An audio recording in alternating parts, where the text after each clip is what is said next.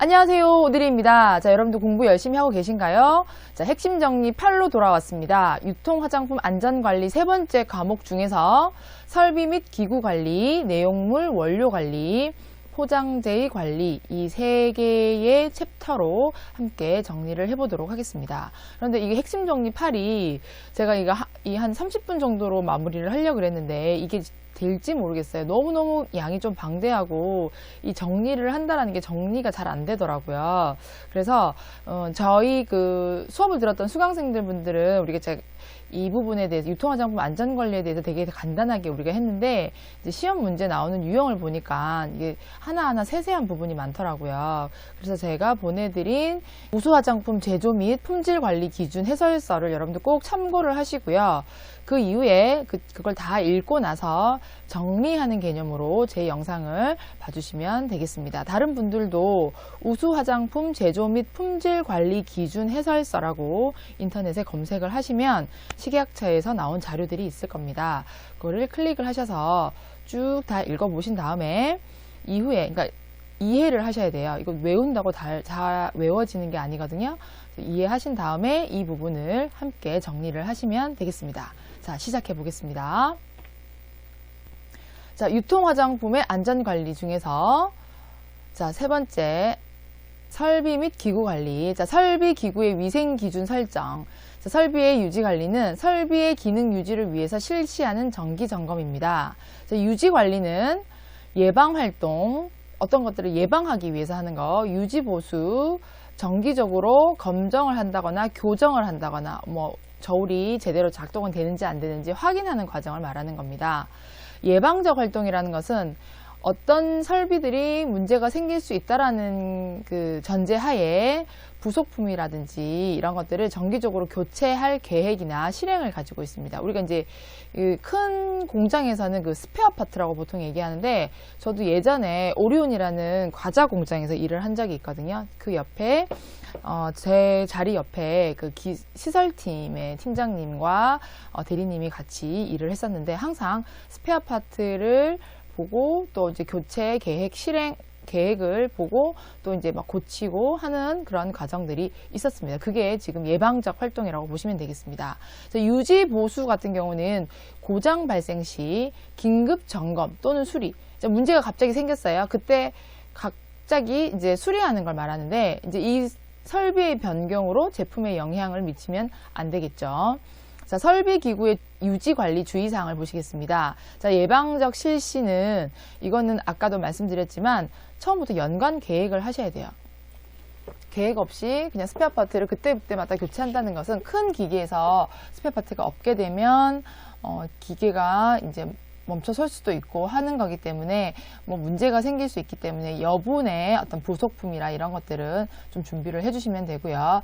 책임 내용을 명확히 해서 체크리스트를 작성을 해야 됩니다. 자, 우리 설비 기구라든지 어떤 위생 관리라든지 또 원료 입고 관리, 출고, 그 다음에 뭐 포장재 입고 관리, 출고 이런 거에 관련해 가지고 책임 내용을 명확히 한다라는 내용이 계속 나올 건데요. 그러니까 책임자가 책임을 가지고 이거를 잘 관리를 해야 된다라는 말입니다. 자, 점검 항목 이게 이제 시험 문제에 나올 수 있습니다. 자, 외관은 더러움, 녹, 이상 소음, 다른 이상 냄새, 작동은 스위치나 연동성, 자, 기능에서는 회전, 전압, 투과율, 감도 등, 청소는 외부와 내부를 다 포함을 하고요. 부품 교환, 자, 개선 같은 경우는 품질에 영향을 미치지 않으면 적극적으로 개선을 하셔야 됩니다. 이 점검 항목들, 설비에 있어서 점검 항목들을 확실하게 외워두시고 넘어가시면 되겠습니다. 자, 설비 담당자 이외에는 설비 기구를 작동하는 것을 금지를 합니다. 자, 설비 기구 세척에 대한 절차서 내용인데요. 자, 세척 실시자의 요건, 세척 주기, 세척제 희석 방법이라는 약품 사용 설명, 세척을 위한 시설 해체와 조립 이런 것들이 다 그 구체적인 그 내용이 절차서에 들어가 있고요. 또 사용 전 세척된 설비를 오염으로부터 보호하기 위한 방법, 또 청소를 한 뒤에 이게 어느 정도 가겠다. 그 1주, 2주 뒤에는 다시 청소를 해야 되겠다 하는 내용들이 여기에 포함됩니다. 설비, 기구, 세척의 원칙에는요. 자, 여기서 이게 좀 시험의 문제에 나올 수 있습니다. 위험성이 없는 용제로는 물이 최고요. 자, 이 말은 설비, 기구를 세척할 때 가장 좋은 것은 물입니다. 이 뜻이에요. 다른 세제나 이런 것들은 아무리 깨끗하게 씻고 나서도 어떤 잔여물이 남을 수 있고 그게 이제 오염을 유발을 할 수 있기 때문에 물로 하는 게 가장 좋다. 자, 가능하면 세제를 사용하지 않는다. 하지만 안 지워질 때는 에탄올을 사용을 한다. 자, 증기도 좋은 방법이에요. 그래서 그 단답식이 아니라 이제 선다형 나올 때 이런 문장들이 나올 거예요. 위험성이 없는 용제로 세척, 가능하면 세제로 사용하지 않는다. 자, 이것도 비슷해요. 브러쉬로 문질러 지워도 괜찮음. 자, 분해할 수 있는 건 분해 세척. 세척 후에는 판정한다. 판정 후에는 건조 밀폐해서 보관한다. 세척의 유효기간을 설정한다까지 이 부분도 여러분들 꼭 외워주시고 넘어가겠습니다. 자, 여기서 외울 게 조금 많은데요. 이거를 이제 우리가 안 보고 막 이렇게 위험성이 없는 용제로 세척, 가능하면 세제 사용하지 않는다 이런 것보다는 여러분들이 이해를 하시면 선다형 나왔을 때 아닌 것들을 골라낼 수가 있겠습니다. 자, 설비기구의 위생상태 판정을 보겠습니다. 설비기구 관리 지침에 자, 보시면 사용 목적에 적합해야 되고 청소가 가능해야 되고 위생관리가 가능해야 됩니다. 자, 사용하지 않는 연결 호스, 부속품 청소 및 위생관리를 하는데 건조를 하셔야 되고 먼지는 없어야 됩니다. 설비 위치는 원자재라든지 직원 이동으로 인해서 품질에 영향을 주지 않도록 조치를 하셔야 되고요. 제품의 용기는 환경의 먼지와 습기로부터 제품을 보호하고 소모품의 품질 영향에 미치지 않아야 됩니다. 그리고 폐기물은 주기적으로 처리를 해주셔야 됩니다. 자, 세척 후 판정 방법. 자, 설비를 세척했어요. 자, 설비 따라서 적절하게 세척을 하시면 되는데 자, 표준 지침을 마련을 해야 됩니다. 똑같이 이제 A라는 설비에는 A라는 세척을 하고 A라는 소독을 한 후 판정을 내리는 거죠. 자, 그래서 판정 확인 방법 이게 또 나올 수가 있습니다. 첫 번째는 육안으로 판정합니다. 그런데 좀 뭔가 남은 것 같다 그러면 닦아내기로 판정을 합니다. 천으로 문질러서 이 천에 남아있는 잔유물로 그 유무 결과를 확인할 수 있고요. 세 번째, 린스 정량해서 린스액에, 그러니까 씻어낸 액에 화학 분석을 실시를 합니다. 자, 이거는 기계로 하는 거기 때문에 일단 육안 판정, 닦아내기 판정해서 문제가 생겼을 경우에는 린스 정량으로 하시면 되겠습니다. 이런 방법들이 있다는 거 알아두시면 좋겠습니다. 외우세요. 자, 오염물질 제거 및 소독 방법. 자, 설비나 기구를 세척을 할 때 오염물질을 어떻게 제거하고 소독하는지 보겠습니다. 설비 및 기구의 세척은 물 또는 증기만으로 세척하는 것이 가장 좋다. 자, 아까 좀 전에 물이 최고요 라고 했고 증기도 괜찮고 브러쉬로도 문질러도 된다 라고 했습니다. 자, 브러쉬 등의 세척기구를 사용해서 세척하는 것도 고려해라. 이것도 괜찮다 라고 했습니다. 세제 사용 시에 설비 내벽이에요. 내벽에 세제가 남기 쉬우므로 철저히 닦아냅니다. 자, 그래서 아까 좀 전에 판정하는 방법이 있었잖아요. 닦아내는데 육안으로 확인하고 안 되면 천으로 닦아보고 아니면은 린스를 해서 그 린스액을 가지고 실험을 해본다라고 하는 게 있었습니다. 자, 여기 보시면 세제 사용 후 문질러서 지우거나 여기까지는 할 수 있어요. 기계 없이. 그리고 세차게 흐르는 물로 헹궈 보시면 되겠습니다. 자, 세척 대상 제조 설비 및 도구의 특성에 맞춰 세척을 실시를 하는데 원료 측량통 및 기구를 확인한 후 세척을 합니다. 측량통, 제조 설비 확인 후 세척을 하고요. 세척 종료 후에는 세척 상태를 확인합니다. 아까 좀 전에 육안, 천으로 지워보는 거, 린스액 화학 분석으로 하시면 되겠습니다. 세척한 다음에는 기록을 해줍니다. 어떤 기구를 했고, 어떤 세제를 사용을 했고, 언제 했는지를 다 기록해 주시면 되고요. 세척 상태 확인 후 오염되지 않도록 보관을 하시고 여기에 체크리스트를 활용해서 검사를 하시면 되겠습니다. 자, 여기 설비기구의 구성 재질 구분 이 부분이 있습니다. 이것도 문제가 뭐 탱크라든지 우리 뒤에 이제 여러 가지가 나오는데 여기서 한 가지 정도 문제가 나올 수 있기 때문에 몇 가지 좀 외울 게 있어서 여러분들 이 부분도 좀 잘 들으시면 될 것 같아요.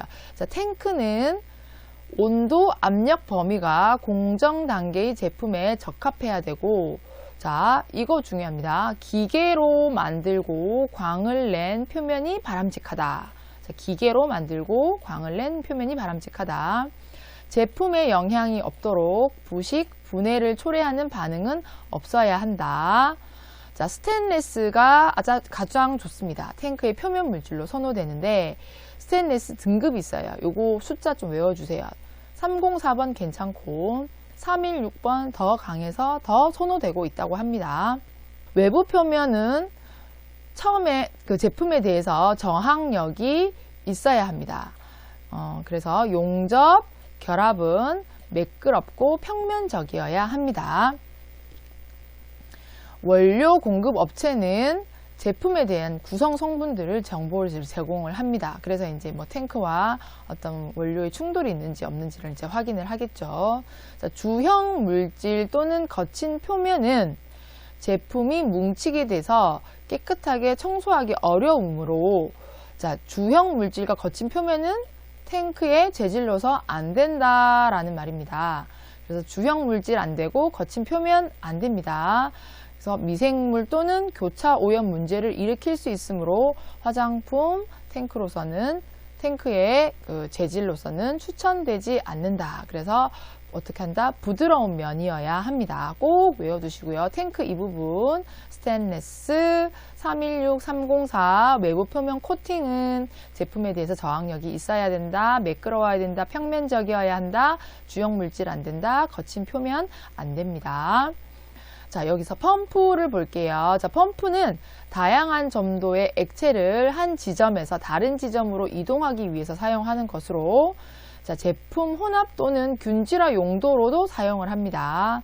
자, 원심력을 이용하거나 양극적인 이동을 하는데 젖은 부품들로 구성이 됩니다. 자, 하우징은 뚜껑을 얘기를 하는 거고요. 날개차는 게 프로펠러 같은 걸 얘기를 하는데 얘들이 다른데요. 저도 사실 기계를 잘 몰라서 이 부분은 정확히 어떤 부분들을 말하는지는 모르겠지만 일단 이 부분들은 펌프는 다른 재질로 만들어져야 한다라고 되어 있습니다. 자, 혼합 교반 장치, 이거는 우리가 이제 믹서라고 하는데 애지테이션 이퀴프먼트에서 보통 아지 믹서라고 하기도 합니다. 이 업계에서는요. 저는 처음에 이제 이 교반기 준비를 할 때 믹서가 있고 아지 믹서가 있길래 아지가 도대체 뭐냐고 물어봤었거든요. 그랬더니 애지테이트의 우리나라 사람들이 그냥 아지라고 한다 하더라고요. 그래서 무슨 아줌마인 줄 알고 저는 되게 뭐지 막 이랬었는데 되게 뻥 찌는 그런 경험이 있었습니다. 애지테이트, 흐트리다, 이렇게 썩다라는 뜻입니다. 자, 제품의 균일성을 얻기 위한 물리적인 기계입니다. 우리가 이제 이거 가지고 유화를 시키는 작업을 하죠. 혼합하면은 이제 스킨 같은 거 혼합하기도 하고, 자, 회전 날개가 있고요. 회전 날개를 가지고 재분기와 또 재분을 한다거나 이게 작게 쪼개준다거나 균질하기, 호모게나이저라고도 합니다. 자, 이거는 제품의 안정성에 영향을 줍니다. 무슨 말이냐면 안정성, 제품이 이렇게 분리가 되지 않다거나 분리가 되지 않는다거나 이렇게 무슨 석출이 안 된다거나 이렇게 만들기 위해서는, 아니 안정화시키기 위해서는 이 믹서의 어떤 역할이 아주 중요하기 때문에 믹서에 따라서 제형이 정말 나눠지거든요. 그래서 저희도 믹서를 더 좋은 걸 쓰면 좀 더 유화가 부드럽게 잘 되고, 믹서를 좀 좋지 않은 걸 쓰면은 유화가 잘 안 되는 경향이 있습니다. 구성 재질은 젖은 부분 및 탱크와 공존이 가능한지 구분하셔야 되고요. 이것 또한 정기적 유지 관리, 점검, 봉합, 실링, 게스킷이라고 해서 정확하게 저도 이해를 했는지는 모르겠는데, 이게 이제 교반 장치에 보면은 이게 고무로 돼가지고 이렇게 끼우는 것들이 있어요. 어떤 기계와 기계 사이에 맞물릴 때 이게 마모가 되지 않도록 이런 것들을 말하고, 이제 패킹 같은 약간 뭐 이런 거랑 비슷하겠죠. 윤활유가 새서 제품을 오염시키지 않는지 확인하기 위해서 수행을 하게 되겠습니다. 자, 호수를 볼게요. 호수. 자, 생산 작업의 유연성 제공 역할로 화장품 산업의 광범위하게 사용되는데, 이것 또한 구성 재질을 꼭 외워두세요. 자, 식품 등급의 고무예요. 자, 고무는 고무인데 공업용이 아니라 우리가 먹을 수 있는 정도의 등급이어야 되고, 네오프렌, 타이곤, 강화된 타이곤. 자, 이거 꼭 외워두세요. 폴리에틸렌, 폴리프로필렌, 나일론 등 구성 재질, 이거 나올 수 있습니다. 호수 부속품과 호수는 온도와 압력에 적합해야 됩니다.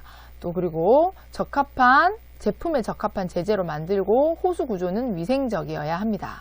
자, 필터나 여과기, 체 같은 경우는 이제 화장품 원료 완제품에 입자가 좀 크거나 덩어리 모양을 깨기 위해서, 아니면 뭔가 불순물이 들어가 있는데 이거를 이제 걸러내기 위해서 이런 것들을 사용을 하는데, 구성 재질은 스테인리스, 스틸, 비반응성 섬유, 이게 뭐 여기 보면은 여과기 같은 거니까 반응하지 않는 섬유를 사용을 하겠죠.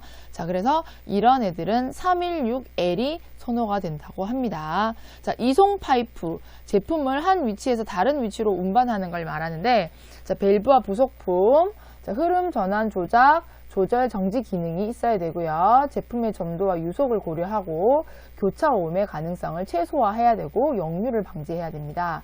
이것 또한 구성 재질이 유리, 스테인레스, 304, 316, 아까 좀 전에 탱크하고 똑같았습니다. 자, 구리나 알루미늄도 가능합니다. 자, 이것도 여러분들 꼭 알아두시면 좋겠습니다. 자, 그 다음에 측량 장치 라고 하면 이제 이렇게 중량을 젤 수 있는 그런 장치를 말하고요. 게이지와 미터는 온도, 압력, 흐름, pH, 점도, 속도, 부피, 그러니까 다른 화장품의 특성을 측정하기 위한 사용되는 기구라고 보시면 되겠습니다. 자, 설비 기구의 폐기 기준. 설비가 불량해서 사용할 수 없을 때 설비를 제거하거나 확실히 사용 불가하다고 표시를 해야 돼요. 예를 들어서 뭔가 고장이 났는데 측량 기계가 고장이 났다고 했을 때 계속 이거를 사용 불가라고 하지 않으면 이제 그거를 계속 쓸 수가 있잖아요. 그래서 이런 것들을 표시를 해서 다른 곳에 보관을 하셔야 됩니다. 자, 이런 것들은 정기적으로 검정, 교정을 실시하시고, 설비 점검은 체크 시트에 작성을 해야 됩니다. 자, 설비 기구 불용 처분 판단 기준은 고장 발생 시 부품 수급이 가능한지 아닌지를 보셔야 되고요. 이제 수리를 했는데도 그 수리 비용이 새로 사는 것보다 더 비싸요. 그러면 어떻게 하죠? 우리 보통 신규로 뭔가를 기계를 사겠죠. 그래서 이것도 확인을 하셔야 되고요. 자, 그 다음에 내용 연수가 경과해서 장비에, 그러니까 너무 오래 써가지고 뭐 잘 되다가 안 되다가 막 이래서 신뢰성을 잃어버린 경우에도 이제 이거 판단을 하셔야 되고, 내용 연수가 도래하지는 않았지만 더 이상 그런 스페어 파트 부품이라든지 수급이 불가하다든지 너무 잦은 고장으로 경제적으로 신규 장비를 도입하는 것이 더 효율적이라고 봤을 때 이제 판단 기준을 만들 수가 있습니다. 자, 내용물의 원료 관리 보시겠습니다. 내용물 및 원료의 입고 기준. 내용물은요, 그 포장재와 좀 거의 좀 비슷한데, 이제 여러분들 이거 보시면서 포장재와 비슷하게 이렇게 비교하시면서 보시면 될 것 같아요. 제가 이거 빠른 시간 내에 빨리 마치려고 하니까 너무 목이 말라가지고. 인체와 관계되므로 원료는 법으로 규정을 하고 있고요. 안전성이 확보된 원료만 사용을 하셔야 됩니다. 화장품법 관련 규정에 우리 이거 다 했었어요. 사용 제한 원료, 사용할 수 없는 원료, 이런 거 다 확인을 하셔야 되고요. 자, 원료와 내용물 입고 시 필요한 사항을 규정을 해 주셔야 됩니다. 자, 내용물 및 원료 구매 시 고려 사항은 품목과 서비스 지속 공급 가능한 회사인지 아닌지 보셔야 됩니다. 그리고 합격 판정 기준 결함 일탈 발생 시에 조치 또는 운송 조건에 대한 문서가 있어야 되는 거죠. 자, 협력이나 감사와 같은 회사와 공급자 간의 상호작용 관계가 중요합니다. 이거 좀 뭔가 이렇게 글로 봤을 때는 뭔가 이렇게 거래가 이렇게 불투명하지 않은 것 같은데, 이게 얼마나 이 회사랑 잘 협력하고 감사할 수 있는지, 그러니까 우리가 고맙다라고 하는 게 아니라 이게 좀 잘 살펴가지고 이 회사가 잘하고 있나 이런 것도 좀 이렇게 보는 거, 이런 회사와 공급자 간에 또 상호작용 관계가 있는 회사한테 이제 원료를 구매를 하고 또 품질 성적서를 구비를 하셔라 라는 겁니다. 자, 내용물 입고 원료의 기준을 보시면 품질 성적서를 구비를 하고요. 품질 관리 여부는 이걸 보면서 알 수가 있죠. 그리고 사용 기한을 보통 확인을 합니다. 자, 유통화장품의 안전관리 기준, 우리는 이걸 했었어요. 그래서 이거 다시 한번 지금 이제 보시게 되면은 유통화장품의 안전관리 기준에 여기 이제 납이 있었고, 니켈, 우리가 이거는 사용 금지이지만 객관적 자료로 확인된 해당 검출 한도가 있었습니다. 자, 그래서 납, 니켈, 비소, 수은, 안티몬, 카드뮴, 디옥산, 메탄올, 포름알데히드, 무탈레이트라고 되어 있는데 제가 여기다가 숫자를 적어놨어요. 마이크로그램, 여기 이제 기본인데 여러분들이 잘 외우시기 힘들 것 같아요. 저도 사실 외우기 힘들거든요. 자, 비소하고 안티몬은 같고요. 수은이 아주 위험한 것 같아요. 그러니까 수은은 1만 나와도 너는 안 된다라는 거고요. 메탄올이 되게 위험하죠. 0.002가 나와도 안 된다라는 거고요.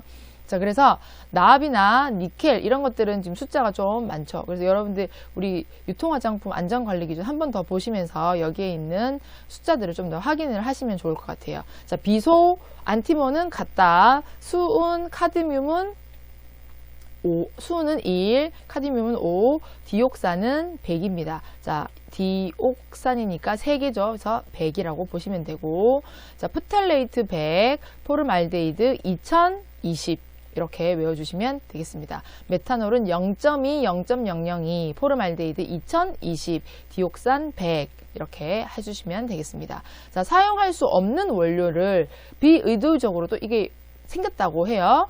근데 객관적으로 자료를 하긴 했는데 검출 허용 한도가 설정되지 않은 이런 애들은 위해 평가 후에 위해를 결정하게 됩니다. 우리 앞에서 위해 평가 과정이 있었습니다. 그거 여러분들 꼭 기억을 해주시고, 자, 이것 또한 나왔습니다. 미생물 한도, 이것도 중요하죠. 자, 호기성 생균수가 500 기본이에요. 자, 물휴지 진균 세균은 100이에요. 자, 기타 화장품, 우리가 보통 여기 호기성 세균에는 눈 화장품 또는 영유아는 500이고, 우리가 일반적인 화장품에는 1000입니다. 그런데 뭐죠? 대녹황이 뭐죠? 대장균, 녹농균, 황색 포도상구균은 불검출되어야 합니다. 이것도 여러분들 꼭 알아두셔야지 시험 문제 맞출 수 있어요. 자, 내용량 기준 볼게요. 자, 우리가 100ml라고 하거나 아니면 100g이라고 해볼게요. 쉽게.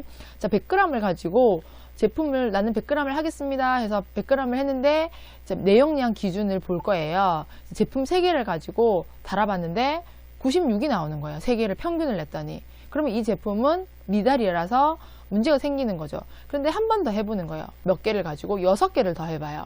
그래서 여기에 그럼 총 9개가 되겠죠. 또 9개 평균을 해서 97% 이상이 나와야 되는데 만약에 기준에 미달되면은 문제가 생길 수 있습니다. 그래서 100g이라고 하면 여러분들 꼭 99g 뭐 딱 맞춰줘야 되는 게 맞지만, 뭐 예를 들어서 만들다가 휘발이 됐다든지 하게 되면은 뭐 98, 99 정도 되니까 그거 정도는 맞춰주셔야 되고요.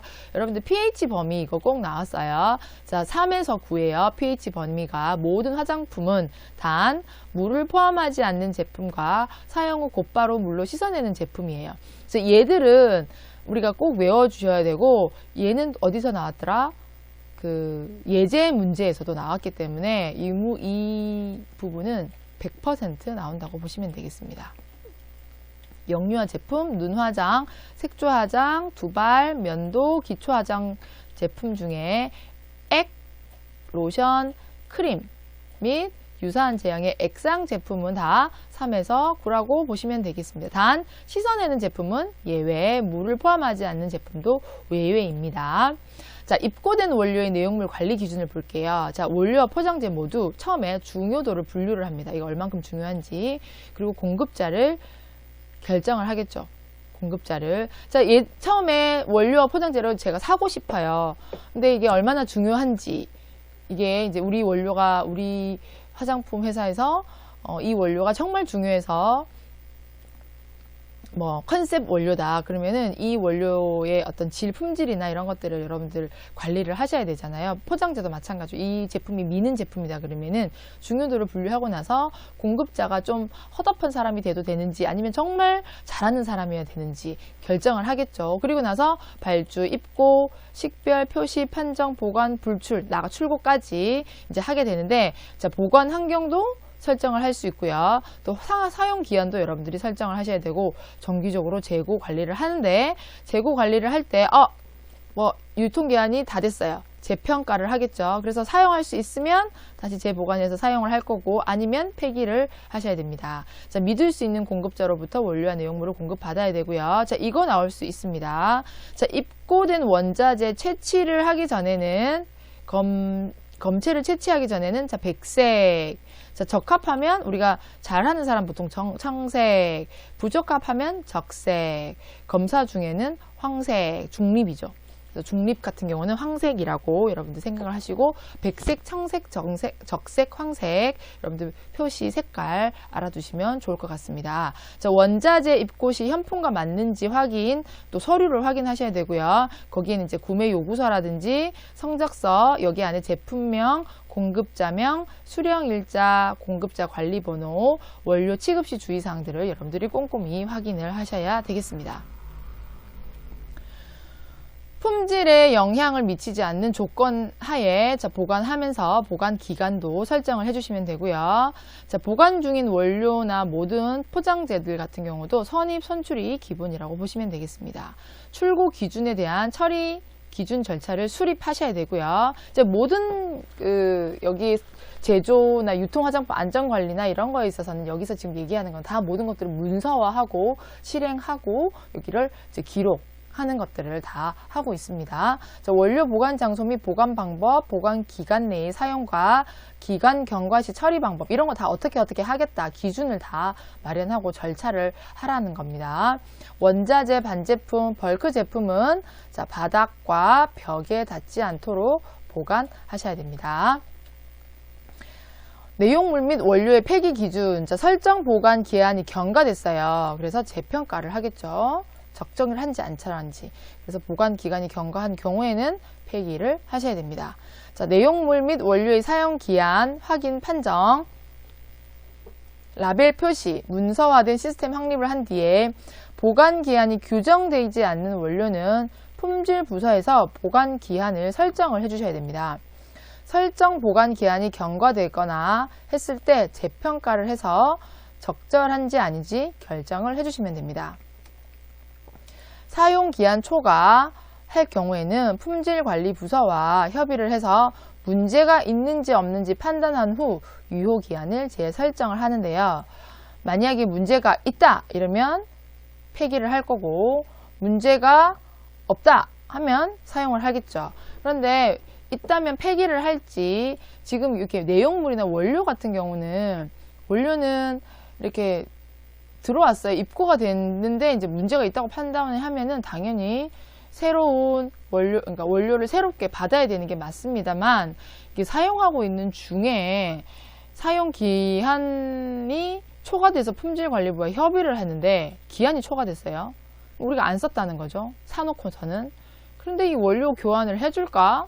새로운 원료를 입고한다. 뭐 이렇게 CGMP 우수화장품 제조 및 품질 관리 기준에 나와 있는데, 이 부분은 저는 좀 약간 좀 의아해한 부분이었어요. 그래서 우리가 실제적으로 일을 할 때도 내가 물건을 사놓고서는 사용기간이 초과했는데 이 원료교환을 제품회사에서 해주는 경우는 잘 없거든요. 저희도 입고하는 입장에 있고 또 출고를 하는 입장이 있어요. 화장품을 만들어서 출고를 하는데 고객이 사용기한이 경과했는데 못 쓰겠다 해서 저희한테 다시 반품을 하면 반품을 해주지는 않거든요. 그래서 좀 더 어떤 약간 윤리적으로 봤을 때, 이성적으로 판단했을 때 이게 맞는지 안 맞는지 그런 것들을 좀 이렇게 판단을 하셔야 될 것 같습니다. 나중에 맞춤형 화장품 조제 관리사가 되면 물건을 팔 거기 때문에 그런 부분들은 여러분들이 이해하고 해야 될 것 같은데 괜히 제가 이제 뭐 걱정을 하는 건지는 모르겠습니다. 근데 원료 회사에서 처음부터 사용기간이 초과했거나 거의 임박한 제품을 보냈다고 하면 이거는 당연히 얘기를 해서 반품 조치를 해야 되는 게 맞습니다. 자, 넘어가도록 하겠습니다. 내용물 및 원료의 개봉 후 사용기한 확인 및 판정, 오염되지 않도록 청결 유지를 관리를 하고요. 적절한 용기에 밀봉해서 식별 정보를 표시를 합니다.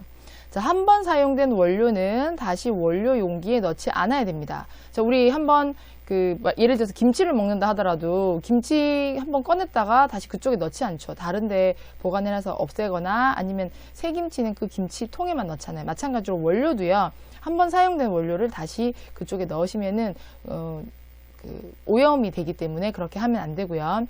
측량되는 동안 교차 오염을 최소화하는 조치를 하셔야 됩니다.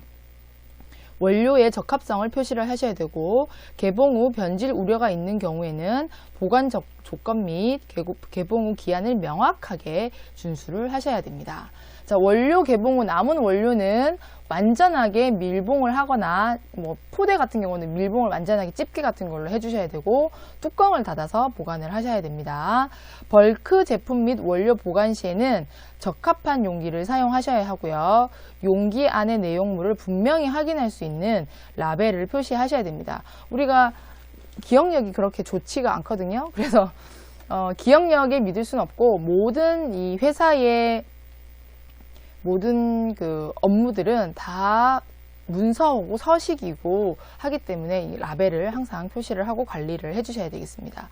보관 기간을 확인할 수 있도록 문서화하고 문서를 해서 선입 선출이 용이하도록 하셔야 됩니다.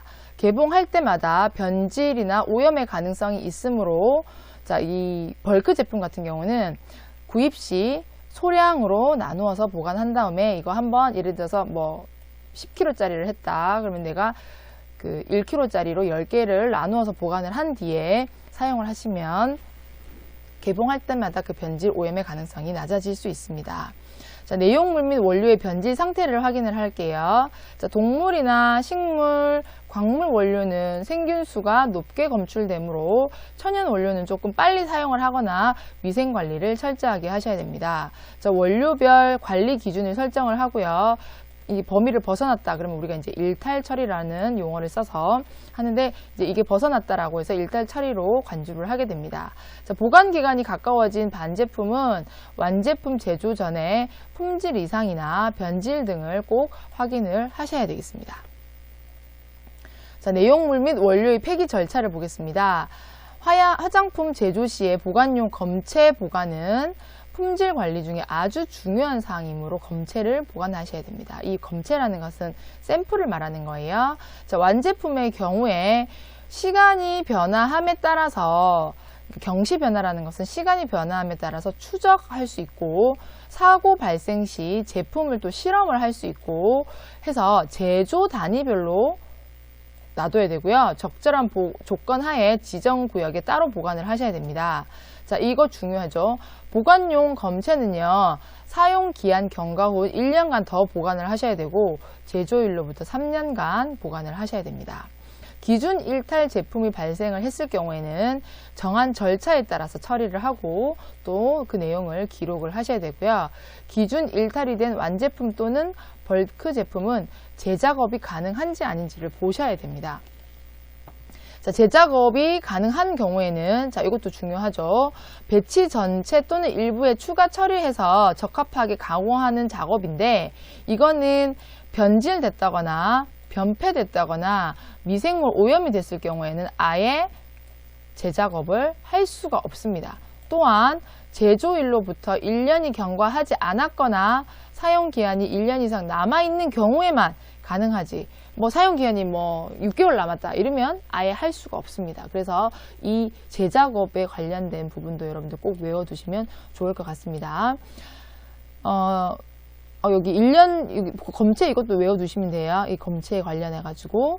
부적합 제품의 제조 책임 판매업체에서 원인 조사를 하고요. 그 결과에 따라 재작업 여부를 결정을 하는데, 일단, 기준 일탈 제품은 뭐 하는 게 좋다? 이제 가장 좋은 거는 폐기하는 거. 그리고 이 폐기는 폐기물 처리법에 의해서 폐기를 하셔야 합니다. 자, 포장재 입고 기준 보겠습니다. 자, 1차 포장이라는 거는 그 제품과 직접 접촉하는 걸 우리가 1차 포장이라고 하고요. 자, 2차 포장이라는 것은 라벨, 상자 등등등 여기 안에 이제 포함되는 걸 2차 포장이라고 하는데, 우리가 출하를 위해서 택배 상자에 들어가는 그 택배 박스 있죠. 걔는 2차 포장에 들어가지 않는다는 거 여기서 한 번 더 알아두고 넘어가시면 될 것 같고요. 생산 계획에 따른 포장 계획 수립 및 발주. 생산 계획에 따라서 여러분들 포장재를 입고를 하시는 게 좋죠. 왜냐면 재고 관리도 힘들고 보관도 힘들어요. 사실은 이게 포장재 같은 경우도 제품과 직접 접촉하는 부분들이 있기 때문에, 그래서 그 부분들 잘 보시고, 포장재 규격서에 따른 용기 종류와 재질을 파악을 하셔야 되고, 입고 시에는 무작위 추출해서 유관 검사하고 문제가 있는지 없는지 기록을 해주셔야 됩니다. 포장재의 외관 검사는 재질, 용량, 치수, 외관, 또 이제 뭐 인쇄 같은 경우는 인쇄 내용, 포장재 안에 이제 이물질이 있는지 위생 상태를 점검을 하게 되는 거죠. 입고된 포장재의 관리 기준을 보겠습니다. 자, 포장 작업은 문서 공정에 따라서 절차서나 지시서, 규격서를 보고 포장 작업을 하시면 되고요. 1차 포장 용기의 청결성을 확보를 하는데, 이제 그 포장 용기가 왔을 때 자사에서 세척을 하는 경우도 있고, 포장 용기 업체에서 세척을 해서 오는 경우도 있습니다. 근데 보통 이제 큰 회사 같은 경우는 용기 공급업자가 정확하게 이제 세척을 해서 오는 경우도 있고요. 그렇지 않고 작은 회사들 같은 경우는 자사에서 세척을 하게 되는데, 이 세척 후에도 이게 정확하게 세척이 됐는지를 확인을 해 주셔야 됩니다. 그래서 세척 방법의 유효성을 정기적으로 확인을 하고요.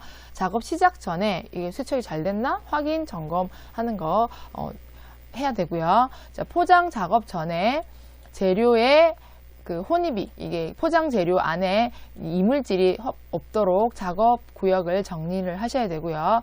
완제품에는 제조 번호를 부여를 해서 포장 작업을 하면 거기다가 제조 번호를 찍어서 혼동이 없도록 해야 됩니다. 보관 중인 포장재 출고 기준을 보시면 작업에 관계된 절차서 각종 기록서를 비치를 하고, 이것 또한 선입 선출 방식으로 출고를 합니다. 확인할 수 있는 체계를 확립을 하고요. 이것도 이제 승인된 자만 포장재 불출이라고 해서 출고 절차를 수행할 수 있습니다. 자, 이거 같은 경우는 이 모든 이 절차에 대한 이 화장품의 제조와 입고, 관리, 출고 이런 것들은 다 승인된 자만이 할 수 있고요. 우리가 사실 화장품 그 시설에도 아무나 들어갈 수 없잖아요. 그러니까 그 승인된 자만이 뭔가를 이렇게 일을 수행할 때 영향을 미칠 수 있다는 거 알아두시면 되고요. 포장재의 폐기 기준, 보관 기간, 유효 기간 경과 시 규정에 따라 폐기를 하는데, 이것 또한 선입 선출 확인하고요. 포장 중에 불량품을 발견을 했어요. 그래서 정상 제품과 구분해서 불량품 포장재를 인수 인계합니다. 자, 불량 포장재가 부적합 처리가 됐으면은 창고로 이송한 다음에 반품 폐기 조치하고, 해당 업체에다가 이거 왜 이런 거 보냈어 하고 이제 뭔가 얘기는 해야 되겠죠? 포장재 개봉 후 사용 기한 확인 판정. 이게 지금 포장재 사용 기한 확인 판정, 개봉 후 사용 기한 판정이라고 이 식약처에 있는 이거 세부 내용이 나와 있었는데, 이게 별 의미가 없을 것 같아서 이게 한꺼번에 여러분들 공부를 하시면 될 것 같아요. 사용 기한, 보관 기간 결정하기 위한 문서화된 시스템을 확립한다. 항상 문서화된 시스템을 확립한다. 보관 기간 경과 시 재평가를 한다. 사용 적합성을 결정을 하게 되겠죠. 사용 기간을 준수하는 보관 기간을 설정을 하고요. 사용 기간 내에 자체적인 재시험 기간 설정하거나 그거를 준수를 하시면 되겠습니다. 포장재의 변질 상태를 확인을 할 때, 우리가 포장재에는 여러 가지들이 있죠. 종이, 천, 유리, 세라믹, 플라스틱, 금속 등 다양한데요. 각각의 성질이 다르므로 보관 방법이나 보관 조건, 보관 환경, 보관 기간 등 관리 방법이 상이합니다. 자, 온도나 습도, 벌레, 쥐. 자, 온도, 습도 잘 맞춰줘야 되고요. 벌레 방충, 방서 이런 대비가 다 되어 있어야 되고요. 자재 창고 출입자가 또 오염 방지가 돼야, 너무 더러운 상태로 들어가면 안 되겠죠. 자, 포장재 변질을 확인을 하는데 우리가 이제 소재별 예를 들어서 이게 뭐 어떠한 종이다. 근데 종인데 습기를 조금이라도 먹으면 문제가 생긴다라고 하는 게 있다고 치면은 이런 것들을 우리가 그러니까 소재별 특성을 이해한 다음에 어떻게 보관해야 되는지를 이제 우리가 알 수가 있잖아요. 그래서 포장재 샘플링을 통해서 엄격하게 관리를 해주셔야 됩니다. 자, 마지막으로 포장재의 폐기 절차입니다. 자, 포장재 폐기물을 적정하게 처리를 하고요. 폐기물 수거는 발생 부서에서 실시를 합니다. 품질 문제의 원료나 내용물을 신중하게 검토하고 일탈의 원인을 조사해서 재발 방지를 할 수 있도록 합니다. 폐기물 수거함 밖에 분리수거 카드를 부착을 하고 폐기물 보관소로 운반해서 분리수거를 확인합니다. 여기에 기록을 한 다음에 인계를 해주고 결제, 돈을 내야죠. 폐기물 냈으니까. 완료가 된 폐기물 의뢰서를 가지고 폐기물 처리 담당자에게 인계하면 끝이 되겠습니다.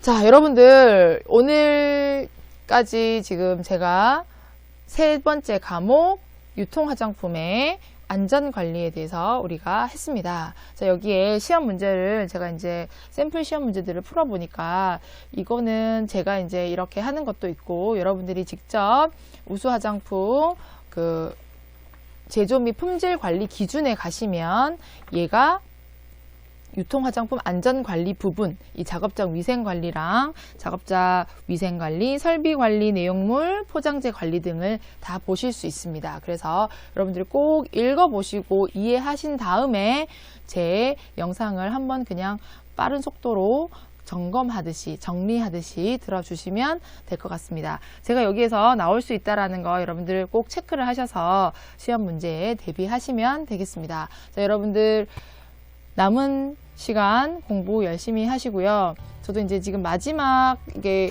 정리 영상을 사실 올릴까 말까 고민을 하다가 지금 막판에 지금 올리고 있는데 막판에 이제 공부를 막 이제 시작하시려는 분들은 아마 막막하실 거예요. 저희 수강생들도 수업만 들어놓고 그냥 이제 자기의 개인적인 삶에 이렇게 매일매일을 살아보다 보니까 시험 공부 시간을 놓쳤다라고 얘기를 하시더라고요. 그래서 제 영상이 여러분에게 도움이 될지는 모르겠지만 일단 공부하시는데 약간의 도움이라도 되기를 바라면서 여러분들 도움이 되셨다면 댓글하고 좋아요 많이 눌러주시고요. 여러분들 좋은 결과 있기를 바라겠습니다. 저는 내일 맞춤형 화장품에 이해하고요. 또 몇 가지 예제 문제를 가지고 또 돌아오도록 하겠습니다. 자, 여러분들 감사합니다. 열공하세요.